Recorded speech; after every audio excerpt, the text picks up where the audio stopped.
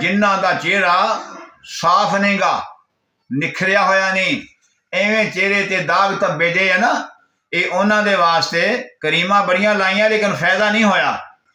ते हुण जरा गौर करना, एक चमची लैनी आ कवार गंदल दा गूदा, एक चमची लैनी आ दही, एक चमची लैनी आ मलट्ठी दा पाउडर ते अद्धी चमची नींबू दा पानी, एक चमची लैनी आ मुल्तानी मिट्टी।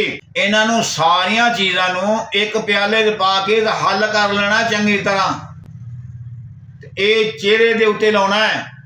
जिन्हां दे चेहरे ते दाग निशान वा वन सवनियां क्रीमां लाइयां, बड़े पाउडर लाए लेकिन मसला हल नहीं होया, उन्हां दे वास्ते जे इंशाअल्लाह चेहरे ते लाउणा तकरीबन अद्धा घंटा लगा रहे चेहरे ते पोले पोले पोले पोले सारे चेहरे ते ला लेना है।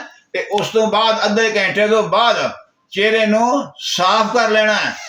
अल्लाह की मेहरबानी नाल चंद दिन करो, इंशाअल्लाह चेहरा साफ निखरेगा इंशाअल्लाह।